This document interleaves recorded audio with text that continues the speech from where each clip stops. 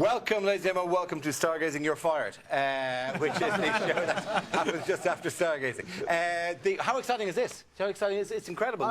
We found a planet. This is just amazing. I think it is genuinely exciting. It's, you know, fun aside, normal people, just amateur astronomers, have found a planet around distant stars, something that none of us could do just 20 years ago. So I think it's a remarkable thing. I want to thank Chris, actually, for doing this, because I think in the way that you involve people who are just interested in these projects is absolutely superb. There'll be astronomers from the future. Not astronomers from the future. That doesn't happen. Astronomers of the future will be thanking you. I want to make a couple of quick introductions, obviously. Tim or Brian, thank you very much. You're here again.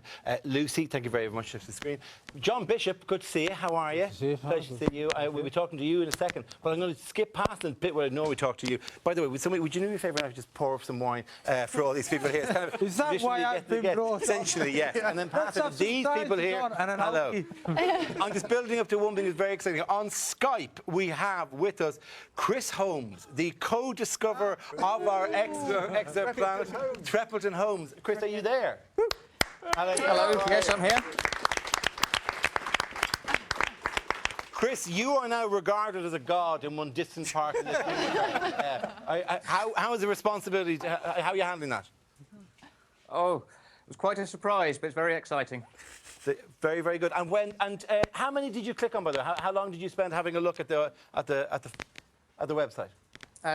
This was yesterday morning. I checked out 14. And are you an astronomer yourself? Are you an amateur astronomer? Are you an enthusiast for this? No, I've had an interest in it ever since being at school, but I'm more of a technical person. Computers are my thing. OK. And didn't you ever meet the other co-discoverer? We can't track him down, by the way. If you're there, Mr. Treppleton, please get in touch. We'd love to. The two of you, we've got to get the two of you together. What's this, so we can fight it out over the name? Yeah, no, essentially. It's name now. It's Treppleton Holmes B. That's it. There's no negotiation. There is a more formal naming process that it may have to go to at some stage. No. No. OK. We've done it. We are writing roughshod over that. Yeah. Congratulations, by the way. I mean, well done. It is a bizarre piece of you know, eternity that you have a planet named in your honour. You have to. Congratulations. Well, thank you very much. Yes. Very, very good. Well done. Thank you very much. Good. Lovely. The people of Treppleton Holmes will be happy that he's so mellow about it, that he's so relaxed about the whole thing. John, how are you? Thank you very much. I'm very good. I'll tell you what, if I'd have had a planet named after me, I'd have been going off my cake by now. Of course you would. Me absolutely blotto on the couch going, yes! He's so cool, isn't he? But, I mean, could you just run around to your neighbours and go, oh, yeah, do you have a planet named after you? I don't think you do have a planet named after you. Look over there. You can't see it, but it's there. Very, very good. Are you an enthusiast for this, the whole... Increasingly so. I'm one of those people who thinks it's dead interesting until it gets hard, and then I go, oh, I'll leave it again. Yeah. So it is, and shows like this are the avenue to it, really. Absolutely. Now, we have in front of us, because it keeps turning into a picnic, this show, we have some freeze-dried astronaut food that we'd love you to try. If you could do that, that'd be great. This is genuinely... these are strawberries that you would take into space. The problem is, every time I see food, I think Brian's going to go, look, if we're here, you eat that over there. So I can eat this. Yeah, try it. I'm intrigued to see how it tastes. I could just taste it. You have a go. Yeah. How is it? It's lovely. It's like dry, you know, it's like dry Special K. You get these in Special K.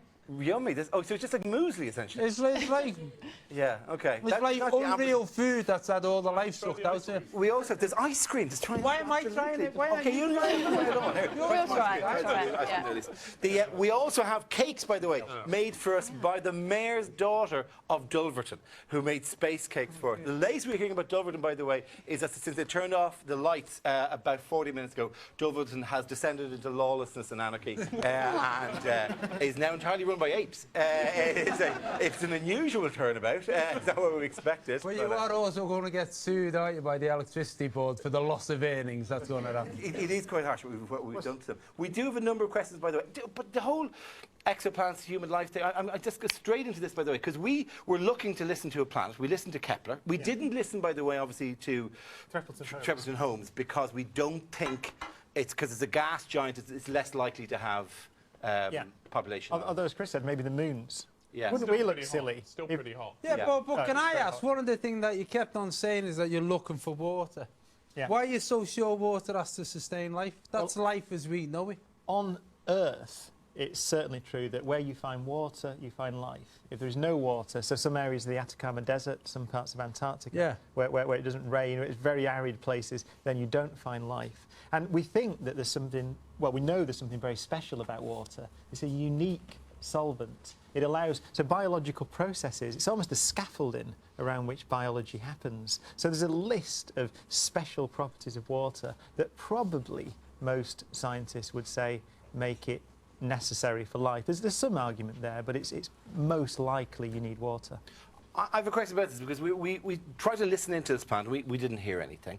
But this is a question that Lynn Grant has answered. I love, by the way, we did actually have this discussion, we should say. The BBC had to look through their editorial guidelines and say, what is the instruction if we do actually discover an alien civilization? Because there's some kind of health and safety form you'd have to fill in, because you could trigger riots. So there is actually a big issue around the protocol. Yes, and our researchers rang a number of global bodies to see what their stance was. The UN wouldn't tell us. No, so we can neither confirm nor deny that there is a protocol, and we will not discuss it, and hung up. So there is a UN protocol, definitely, I'm sure. The only people who took the call and were very interested and spoke for 20 minutes were the Vatican. The Vatican were extremely excited about the possibility of contact and new ministries or whatever. So we've got the Pope's mobile number, so if we did, the first thing we had to do was ring the Pope and go, yes, try to do that. You know? I'll tell you what, I mean, you're all scientists and you're all listening to that genuinely hoping to hear a sound, but the rest of the country was hoping to hear Agadoo. That would have just been brilliant if you'd have picked up an iPod. Lynn Grant asked, and this is a question that we were discussing during the day, if a radio telescope was pointed at Earth from Kepler 22b, what would they hear from us? That would be Yeah, I mean, it would just have to be big enough, really, because we're generally not sending out very strong signals. And you know, when we were listening to that thing there, they would have had to be sending us an extremely strong signal for us to pick it up. Yeah. So we generally don't do that. Our sort of TV and radio and stuff is pretty weak. So they would need a pretty big telescope in order to detect it. But it's not, it's not beyond the realms of possibility, certainly. Well, there have been discussions. We did send a message out, didn't we? There was a publicity stunt, really, in 1974. There was a message sent with the Arecibo radio telescope in Puerto Rico. So, and it was a sort of coded message in basically binary digits, and it had information in it about us. Yeah. I'm not sure that worries you or not, but fragments of our DNA, how many planets there are around the sun, probably 9 rather than 8. And where the Earth was, and so on. So. And how far, do we know how far away that could be detected realistically? I think, Arecibo is our biggest telescope in the world. It's also got the most powerful radar transmitters, so it's the most powerful signal we could send. It depends what you assume in terms of what the aliens have got, of course, as to how far out you can. And are you in favour of sending a message out? I mean, of having a beacon that goes Yeah, out? absolutely. I think so. Why not? This is a fundamental question to ask. And if we could find life somewhere else and have a conversation with it, I mean, it blows my mind actually to think how we would have that conversation, because these messages get sent out. It takes years and years and years, and then if you want to say hello, they want to say hello. It would be a scintillating conversation. It would be really slow. Several generations down the line, you might get a... It does seem unfair. It does seem like, like a teenager going, oh, she never writes, she never calls. We expect them to get in contact with us, but we don't actually send any information out to them. I mean, is that not... I mean, I don't know. I mean, maybe we could have a vote in the studio, but, some people are in favour of sending out a signal. A lot of people are against the idea of sending out a signal. I don't think there's a consensus. But what do you think of that wow signal then? Because I saw that wow signal and you're saying something that's been unexplained. Yeah. What could it be? So apart from an alien planet maybe on T-Mobile that lost the signal, sending it out. But what could it be? Why would something come out and then just not be there? Yeah, I mean, it was basically a sort of something that drifted through the beam of the as the telescope was pointing there. Something drifted past, just as the Earth spins, things drift past on the sky. And it sort of rose and fell in the way we'd expect if it was something out there in space. When they went back and pointed the telescope in the same direction again, there was nothing there, and nothing's ever been seen there since. So maybe we do get astrophysical sources that maybe brighten and then fade away and we don't see again. We don't know is the answer. Was it structured? What was the content of the signal? There was no information as to the content. It was basically just the brightness of the signal. It sort of rose and fell as it drifted through the beam of the telescope. So not a huge amount of information. Yes, it wasn't a fragment of a conversation. No, no. Someone's listening. It didn't say, it didn't go did it or anything If like you that. get onto the news of the world, they'll tell you what it was. There is just a quick show of hands, everyone asks. Just in favour of sending a beacon out and alerting other civilizations, other life forms to us. By show of hands, how many people would be in favour of doing that? It's the majority, but is there anyone here who would be against doing that? That guy there. That's a and mandate, that guy Tim. over It's a there. mandate. Yeah. Go into the... So is that okay? Let's get back to the control room. So I actually think this is a completely pointless question because it's not like a teenage girl or boy writing to each other. It's like your parents trying to communicate with you because the odds are that if there are aliens out there, they're much more advanced than we are. That's We only invented this thing. No. I'll tell you what, as an ignorant ignorant person, there's some things that I don't get. First of all, is this inferiority complex that we've got, that we assume they're going to be better than us. Well, I can explain that. Hang on, I'm All finished. right. And then the other one. You don't have much of an inferiority complex. I've got 3 points. I've been watching him. And it's the other one about, we think they're going to be better than us. However, they have to be based on what we believe is biologically possible. And also, we've based it upon our framework of understanding. So we send out a message based on a binary signal, which we think they're clever. But It's the simplest thing. It is the simplest thing. I mean, if you narrow it down to the really basic thing, I mean, the links between, But that's what I mean. It's this thing between this life and the afterlife. So think about what we know about them. If we're going to communicate with them, then they've invented radio astronomy. Right, which means they have an understanding of physics, which means they like maths, right? And so binary, they must have a basic understanding of the universe, and so they must know about scientific signals. So we don't know what sports they play, we don't know what music they like, but we know if they're receiving the signal, they've got an understanding of science. And then the other thing about why are they more advanced than us? Well, we can assume that civilizations bumble along and then they invent things like the dish that's sitting out there, and then they last for some unknown period of time. Now, we've only had it for 60 years, something like that, the technology to detect any signals from space. And so, unless you're willing to say that all civilizations who invent this technology go bust, destroy themselves within 100 years, if we want a lifetime, then almost everyone is ahead of us because we can see we're in the first, we're in the reception class, right? And we can see this vast I'm going to get you to do ahead. something, by the way, because Mark is obviously down in Dulverton currently fighting off an army of people fighting for oil at the moment, like Mad Max in a Thunderdome. But it is, could you go and do the photographs for us? I'll do the pictures, no Lovely problem. stuff. These are photographs that you sent in, obviously, to the famous website.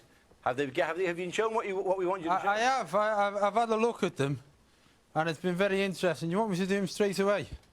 Because the first one is from Ross Harper, who actually went out last night after watching the programme on his balcony in Manchester, and he did this one, which I'm going to put here, I suppose. He took that picture. Oh, yeah. And I know the game, I've got to put it somewhere. He took that picture, it took him 87 minutes. That's what he did after this show, which either shows you, he was taking pictures every 25 seconds, then put them all together. And it either shows you that this is a really amazing programme that inspires people, or there's nothing to do in Manchester on a Tuesday night. Now, the next one is this one, which I've got to be honest with you, I think is great. Wow. And looks fantastic. It's come from New York, first of all, from Peter Lopez in New York. Now, Peter, it took him 17 hours' time of exposure, which he took over 4 different days. However, what I've found out by speaking to Damon before is that he's put filters on, basically a green and a blue and a red filter. What that would normally be was red. Doesn't look like that, but it looks prettier. So it's basically a photoshopped picture of the universe. Kind of okay, but you know what I mean. Go on, what's the third one that and you the mean third about? one is from Wales, which I'll stick there. It's taken by Carl Jones in But it's actually, what's good about that one is that it's taken on what I think is a normal camera, a Nikon D700, and I know that's a normal camera because I've seen one of them. It's 11 images stuck together. That's incredible. However, he's not happy with the light pollution, so he should have just photoshopped it before he brought it in. Thank you very much, John. We also have, I know that we have a young astrophotographer, Damien Peach. Where's Damien? Damien, There he is. inside? There you go. So what competition did you win? Astrophotographer of the Year. Now, do you have the photograph that you used to win that? Not actually on me, no. No. What, is it in a vault? Bang out a couple of copies of it, surely? No, it's a photograph of Jupiter. Oh, and wow. it's moons Ganymede and Io. Wow. Well, that's remarkable. So what equipment did you use for that? That was taken with a 14-inch telescope and a high-speed video camera. Right. And Damien, where was that from your back garden? Not exactly, no. It was actually taken from the Caribbean island of Barbados. All of a sudden, nobody likes you. And that's what is that? Is that Io? That's Io down at the Ganymede. bottom left and Ganymede at the top there. So what do you do with the video camera? How does it work? It's actually plugged into the telescope and it records video sequences every few minutes, and all those frames are stacked together, and that gives you a final raw image, which is then enhanced. So how long did you have to run the video for? That's about 2.5 minutes of time in total. With detail on the moons as well. Yeah. You can see detail on those tiny moons Well, it's that quite- normally appear as points. Remarkable. You get a sense of the size of Ganymede there. Voyager 3. The Ganymede we mentioned a number of times. Ganymede is... the size of Mercury, It's bigger around the size of Mercury. Damien, thank you very, very much. Thank you very much for giving the image as well. Congratulations, and enjoy your next holiday in Barbados. Question of exoplanets. A number of questions have come in. Is it possible for a telescope to get a picture of an exoplanet?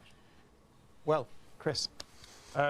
If we're really lucky. So we have this trick where we can block out the light from a star. And for nearby planets, there are a few, maybe as many as 10, I think, that have been seen like this. You showed one earlier. Well, we did so a ground-based telescope. That's right. The Hubble has seen, as we showed earlier in the show. Yeah, That's right. But normally they're just dazzled by the star. It's like looking for a fly flying in front of one of your studio lights. It's But almost in impossible to future pick out. years, this should become something that is going to be much more in the media, because the new spacecraft will be launched to be able to use this technique and another technique that complements it, and be able to see the thermal emission coming from the planet and reflected starlight from the planet as well, to hopefully try and see. Yeah, but the really cool thing isn't the image. I know everyone wants to see it, but the cool thing is to detect the atmosphere of the planet. Yeah. And if you can find out what the atmosphere is made of, then that tells us a lot more about a planet than a pretty picture. I mean, would. we discussed this in the programme, and I think it's quite remarkable that we could find signatures of life on an exoplanet or on a distant star before we find any life beyond In our own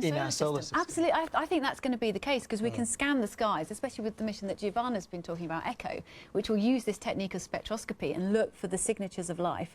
Whereas to find life in our solar system, we're thinking about going there and drilling and taking samples, robotic exploration, and that's a single place that you go to, very expensive, but yeah. Giovanna, how far away is how close is the closest exoplanet? Well, at the moment, the closest exoplanet is in Epsilon Eridani, so it's we're saying closest, but it's not close enough really to. I mean, it's quite difficult. It's certainly impossible to go there. How far is it away, roughly? Well, you know, a few tens of light years. So I really don't think we can go there in a foreseeable future. Can I ask you a question about the exoplanet? Because when you were doing that clip before from South Africa, that guy said that the most exciting thing that he had was the exoplanet that's going in rotation counter to its sun. Why would that happen? What's going on there? Because that defies everything. It's the only one that's ever been we have some found. strange rotations in our own solar system. So Venus rotates very, very slowly. Uranus rotates on its side. So these things aren't totally uncommon in our own solar system. It needs to be sort of flipped over somehow during some collision process, I suppose, in the planetary system. Yeah, we've learnt the beginning of the solar system was really chaotic. I mean, Uranus and Neptune are thought to have swapped places really early in the solar system, and so everything was flying about all over the place, and so collisions can really and the creation of our moon that we talked about on the first night came from a collision, so these things are quite common in the early days. Okay, we're going to go to a question from Sir Patrick Moore, I think, now, in the sequence we call Science Fact or Science Fiction? Science fact or science fiction? I love music, so I thought I'd give you a music question. Is it true to say that the Beatles were part of the first attempt we have to send music into space? Here comes the sun, here comes the... Okay, were the Beatles in space? I'm not going to ask you because you just blurt the answer out. I'm ruining both Patrick's questions. I'm going to just sit here and have a drink of wine. Yes, you very carry good. on. I'm going to ask you because you're a Liverpudlian. Yeah. Yes, you're saying yes. I think not the Beatles went to space, but No. I think their music went as part of that capsule. So you're really putting up? Okay, so you're saying it's science fact. Let's go back to Patrick Moore. John Bishop says it's science fact. Oh dear, I'm afraid you're wrong. I was referring to the data list of all the Voyager probes, so bad luck, I win that one. In fact, it's only Chuck Berry who's included on that disk of the Voyager probe. I know. Chuck Berry, anyway, this is essentially the model of the plaque which is there. What information is contained on this?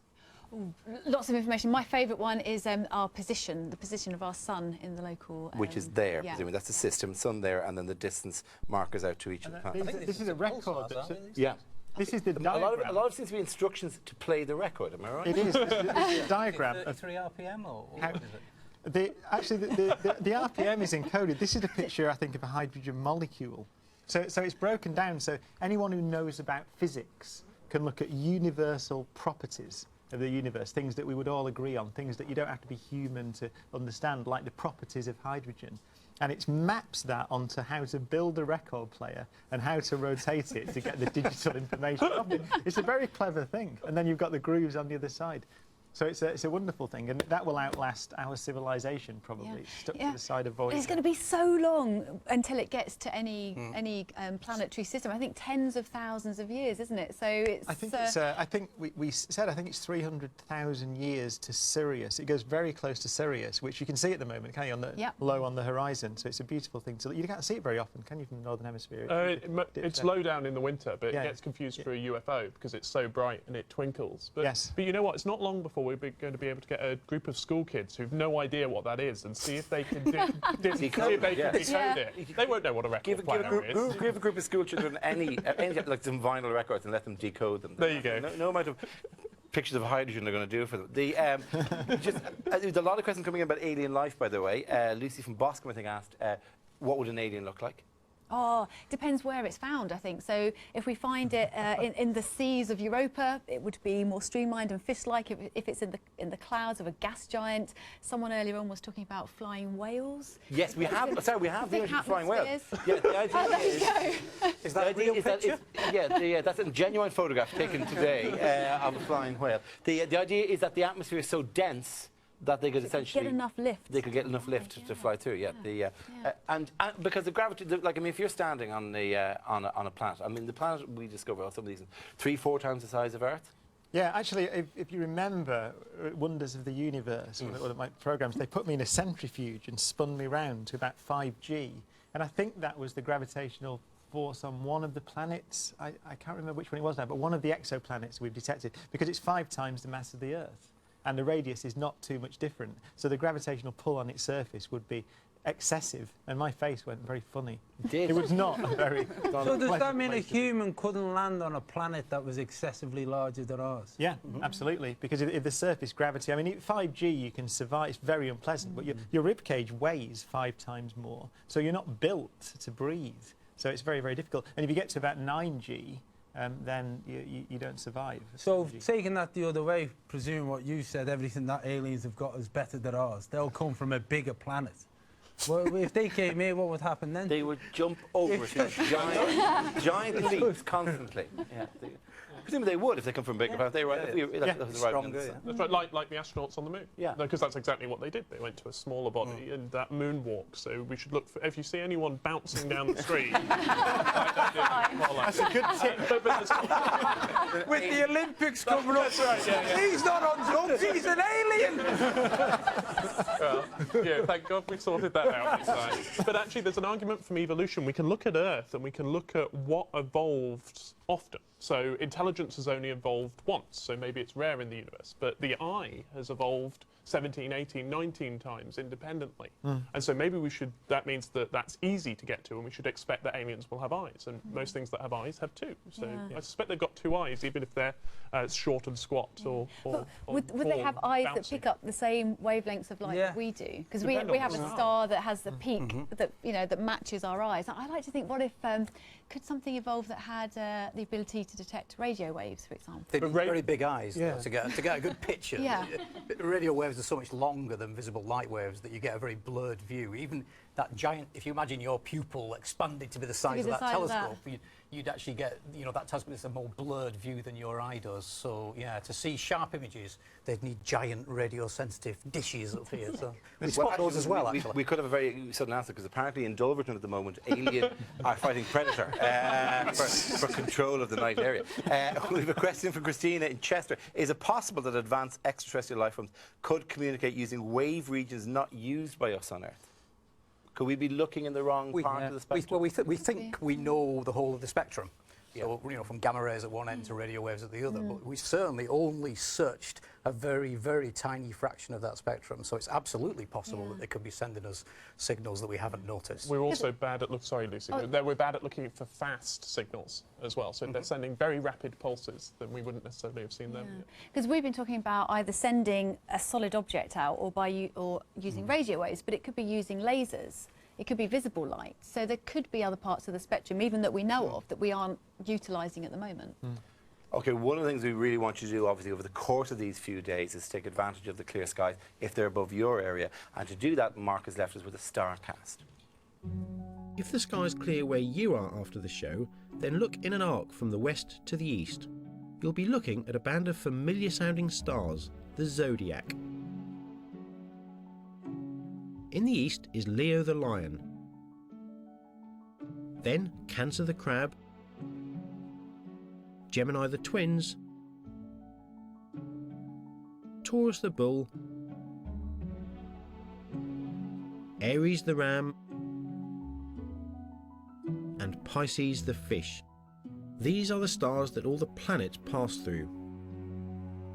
Just above Pisces tonight is the brightest object visible in the night sky. If you can see what looks like a very bright star, it will be the planet Jupiter. And if you can stay up for a while after the programme ends, you'll be able to watch the planet Mars rising in the east from around 10 p.m. As the night progresses, it will move towards the south, and then, after 1 a.m, Saturn follows in Mars's path, rising behind the constellation of Virgo.